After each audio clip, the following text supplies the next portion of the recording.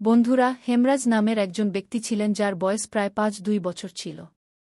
তিনি গ্রামের জমিদার ছিলেন এবং তার গ্রামে বেশ নামডাক ও প্রতিপত্তি ছিল।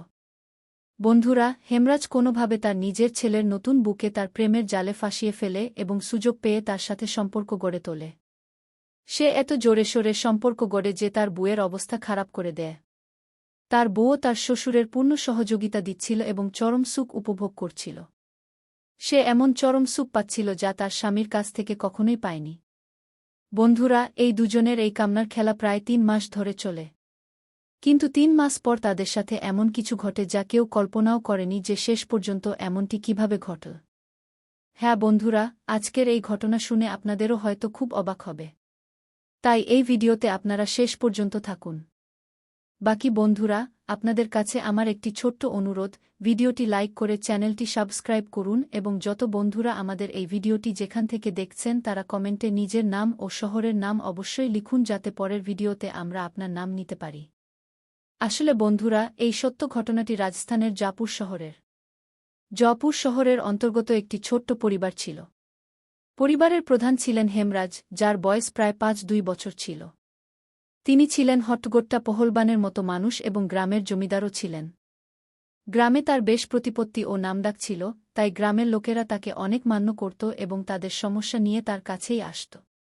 তার কাছে প্রচুর টাকা ও জমিজমা ছিল, অনেক নৌকর-চাকর তার বাড়িতে কাজ করত। তার স্ত্রীর ৩ বছর আগেই ক্যান্সারে মৃত্যু হয়। হেমরাজের একমাত্র ছেলে রমেশ, যার বয়স প্রায় ২-৪ বছর ছিল। রমেশ তার পড়াশোনা শেষ করে একটি কোম্পানিতে ইঞ্জিনিয়ার হিসেবে কাজ করত।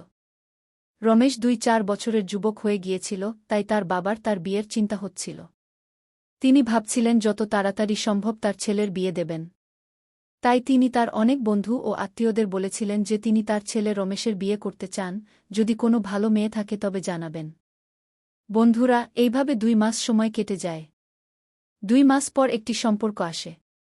সেই মেয়ের নাম রিনা, যার বয়স প্রায় ২-০ বছর ছিল। রিনা দেখতে খুবই সুন্দরী ছিল, তার সৌন্দর্যে সবাই মুগ্ধ ছিল। কিন্তু রিনা কাউকে পাত্তা দিত না। এখন হেমরাজ তার ছেলেকে নিয়ে রিনাকে দেখতে তার বাড়িতে পৌঁছে যান।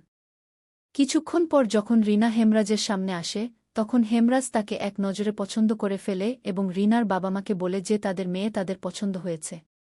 তারপর হেমরাজ তার পকেট থেকে ৫,০০০ টাকা বের করে রিনার হাতে দেয় এবং তাকে বলে যে আজ থেকে তুমি আমাদের বউ। এখন তাদের সম্পর্ক পাকা হয়ে যায় এবং প্রায় ২ মাস সময় এভাবে কেটে যায়। ২ মাস পর সেই দিন আসে যখন রমেশ বর হয় এবং বরযাত্রী নিয়ে রিনার বাড়িতে পৌঁছে যায়। তারপর রমেশ ও রিনার বিয়ে হয় এবং রমেশ রিনাকে তার বউ বানিয়ে নিজ বাড়িতে নিয়ে আসে। এখন রিনা তার রুমে বসে তার স্বামী রমেশের অপেক্ষা করছিল। রাত প্রায় ১:০০টার দিকে রমেশ তার স্ত্রীর রুমে যায়। যখন সে তার ঘোমটা তোলে তখন তাকে দেখে খুব খুশি হয় কারণ তার স্ত্রী খুবই সুন্দরী ছিল। তারপর সে ভাবতে থাকে যে আজ সে জোরে সোরে সুহাগরাত পালন করবে। প্রথমে সে রিনার সাথে কথা বলে, রিনাকে জিজ্ঞাসাবাদ করে, নিজের সম্পর্কে বলে। কথোপকথনে ১ ঘণ্টা সময় কেটে যায়। তারপর তারা একে অপরের সাথে সুহাগরাত পালনের প্রস্তুতি নিতে থাকে। তারপর রমেশ যখন রিনার সাথে সুহাগরাত পালন করে, তখন ২ মিনিটের মধ্যেই সে ডিসচার্জ হয়ে যায় এবং ঘুমিয়ে পড়ে। এখন রিনা ভাবছিল যে সে তো এই রাতকে একটি স্মরণীয় রাত বানাতে চেয়েছিল, কিন্তু আমার স্বামী তো আমার সাথে থাকলি না। সে এও ভাবছিল যে প্রথম রাত, মানুষের মধ্যে প্রথম রাতে ভয় থাকে, হয়তো এই কারণেই ২ মিনিটের মধ্যেই ডিসচার্জ হয়ে গেছে, যার কারণে সে আমার সাথে থাকতে পারেনি। এখন রিনা এই চিন্তাভাবনা নিয়ে ঘুমিয়ে পড়ে এবং পরের রাতের অপেক্ষা করতে থাকে। তারপর পরের রাত যখন আসে, তখন রিনা রাত ৯টার দিকে ০০ বাজে তার ঘরে বসে তার স্বামীর আসার অপেক্ষা করছিল। তারপর ৯:০০ বাজে রমেশ রিনার ঘরে যায় এবং ঘুমাতে শুরু করে। তখন রিনা তাকে বলে, তুমি ঘুমাচ্ছ? আমি চাই তুমি আমাকে ভালোবাসো, আমার ইচ্ছা পূরণ করো। কাল আমাদের সুহাগরাত ছিল। এটি ছিল তাদের হানিমুনের রাত। আমি চেয়েছিলাম এই রাতটি আমরা একটি স্মরণীয় রাত করে তুলব, কিন্তু তুমি আমার সাথে সহযোগিতা করনি এবং মাত্র ২ মিনিটের মধ্যে ডিসচার্জ হয়ে তুমি ঘুমিয়ে পড়লে। শেষ পর্যন্ত আমারও কিছু ইচ্ছা আছে। আমারও শারীরিক প্রয়োজন আছে। যদি তুমি এগুলো পূরণ না করো তাহলে কে করবে? তারপর রমেশ তাকে বলে যে আমার ঘুম পাচ্ছে। আমি ক্লান্ত। তুমিও ঘুমিয়ে পড়ো। আমিও ঘুমাচ্ছি।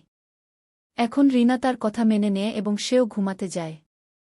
বন্ধুরা, রমেশ প্রতিদিন কোনো না কোনো অজুহাত তৈরি করত। সে রিনাকে বলত যে কখনো আমার ঘুম পাচ্ছে, কখনো আমি ক্লান্ত, কখনো আমার স্বাস্থ্য খারাপ। এইভাবে 1-0 দিন কেটে যায়। একদিন রাত প্রায় 1:00টার দিকে রিনা রমেশের সাথে ঝগড়া শুরু করে। সে তাকে নানা রকম কথা শোনায় এবং তাকে বলে যে তুমি নপুংসক। তুমি কিছুই পারো না। তুমি আমার জীবন নষ্ট করে দিয়েছ। আমি কোথাও আর নেই। যদি আমি জানতাম তুমি এমন হবে তাহলে আমি তোমাকে বিয়ে করতাম না। এখন এই সব কথা বাইরে দাঁড়িয়ে তার শ্বশুর শুনছিলেন। এখন রিনা তার স্বামীকে নানা রকম কথা শোনাচ্ছিল। তাকে বকছিল। তার উপর রাগ করছিল। তারপর রমেশ রিনাকে বলে যে আমি অনেক হাকিমদের দেখিয়েছি।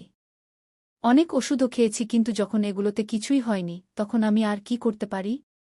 তারপর রিনা তাকে গালাগালি করে বাইরে চলে আসে। তারপর রান্নাঘরে যায় এবং একটি সবজি নেয় এবং সেখানেই সে তা করতে শুরু করে। ঠিক তখন কিছুক্ষণ পর রান্নাঘরে তার শ্বশুর হেমরাজ আসেন এবং তার বুকে এসব করতে দেখে তার রোমাঞ্চিত হয়ে যায়। তিনি হতবাক হয়ে যান। রিনাও যখন তার শ্বশুরকে দেখে তখন লজ্জা পেয়ে সেও তার ঘরে গিয়ে ঘুমিয়ে পড়ে। বন্ধুরা, তারপর পরের দিন সকাল 9:00টায় সেও তার ঘরে গিয়ে ঘুমিয়ে পড়ে। বন্ধুরা, তারপর পরের দিন সকাল 9:00 এর কাছাকাছি সময়ে রমেশ তার অফিসের জন্য প্রস্তুত হয়। তার স্ত্রী তাকে টিফিন দেয় এবং সে তার অফিসের জন্য চলে যায়। তারপর রিনা রান্নাঘরে যায় এবং খাবার তৈরি করতে শুরু করে। কিছুক্ষণ পর হেমরাজ আসে এবং একটি জায়গায় বসে যায়। তারপর সে তার চাকরকে বলে যে তুমি আমার মাথার মালিশ করো। যখন তার চাকর তার মাথার মালিশ করতে শুরু করে তখন হেমরাজ তার চাকরকে রিনার কথা শুনিয়ে শুনিয়ে বিভিন্ন অশ্লীল কথা বলতে শুরু করে। সে তার চাকরকে বলে যে যখন আমরা যুবক ছিলাম তখন আমাদের মধ্যে অনেক শক্তি ছিল, অনেক জোশ ছিল। যাকে একবার জড়িয়ে ধরতাম তাকে ছাড়তাম না। যার ইচ্ছা পূরণ করতাম সে বারবার তার ইচ্ছা পূরণ করতে আসত। রিনা যখন তার শ্বশুরের এই ধরনের কথা শুনে তখন সে হাসতে শুরু করে। কিছুক্ষণ পর হেমরাজ তার চাকরকে বলে যে তুমি বাজারে যাও এবং বাজার থেকে কিছু সবজি নিয়ে এসো। তারপর তার চাকর বাজারে চলে যায়। কিছুক্ষণ পর হেমরাজ তার বউ রিনাকে বলে যে বউ, আমার মাথায় একটু ব্যথা করছে, তুমি আমার মাথার মালিশ করে দাও। তারপর রিনা তেল দিয়ে তার শ্বশুরের মাথার মালিশ করতে শুরু করে। হেমরাজের অনেক আনন্দ হচ্ছিল, সে অনেক উত্তেজিত হচ্ছিল। সে ধীরে ধীরে রিনার কাছাকাছি আসছিল এবং রিনাও তার কোনো বিরোধিতা করছিল না। এখন হেমরাজের সাহস আরও বেড়ে গিয়েছিল। সে এক ঝটকায় তার বুকে তার কোলে নিয়ে নেয়, তাকে বাহুতে জড়িয়ে নেয় এবং তাকে কোলে তুলে শোবার ঘরে নিয়ে যায়। বন্ধুরা, রিনা তো চাইছিলই যে তার শ্বশুর তার সাথে কিছু করুক, তাই রিনা কোনো বিরোধিতা করছিল না। এখন শোবার ঘরে গিয়ে এই দুজনের কামনার খেলা শুরু হয়ে যায়। এখন এইভাবে বন্ধুরা, যখন 1 ঘন্টা কেটে যায় তখন এই দুজন আলাদা হয়ে যায়। এখন এই দুজন যখনই সুযোগ পেত একে অপরের সাথে এইভাবে সম্পর্ক তৈরি করত। বন্ধুরা, এখন রিনা তার শ্বশুরের সাথে সম্পর্ক তৈরি করতে করতে প্রায় 3 মাসের সময় কেটে যায়। 3 মাস পর একদিন রিনার স্বাস্থ্য খারাপ হয়ে যায়। তার স্বাস্থ্য এতটাই খারাপ হয়ে যায় যে সে বমি করতে শুরু করে এবং বমি থামতে চায় না। তখন তার স্বামী রমেশ পাশের একটি হাসপাতালে যায় এবং সেখান থেকে একজন লেডি ডাক্তারকে ডেকে আনে। সেই লেডি ডাক্তার রিনার চেক আপ করে এবং তারপর রমেশকে বলে যে তোমার জন্য একটি সুখবর আছে, তুমি বাবা হতে চলেছ। এখন রমেশ যখন লেডি ডাক্তারের কথা শুনে তখন হতবাক হয়ে যায়। তার হুঁশ উড়ে যায় এবং সে ভাবতে শুরু করে যে আমি তো আমার স্ত্রীর সাথে কিছু করিনি, তাহলে সে কিভাবে প্রেগন্যান্ট হতে পারে? এখন রমেশের অনেক রাগ হয়ে যায় এবং সে তার স্ত্রীকে বলে যে তুমি আমাকে ঠকিয়েছ, তুমি আমাকে কোথাও রাখনি, তুমি কার সাথে মুখ কালো করেছ, তোমার পেটে কার বাচ্চা বড় হচ্ছে। এখন সে তার স্ত্রীকে নানা রকমের কথা শোনাতে শুরু করে এবং যখন কথা বরং আপনাকে সচেতন ও সতর্ক করতে হবে। বন্ধুরা, আবার দেখা হবে নতুন একটি ভিডিওতে। আপনি নিজের এবং আপনার প্রিয়জনের যত্ন নিন। ধন্যবাদ।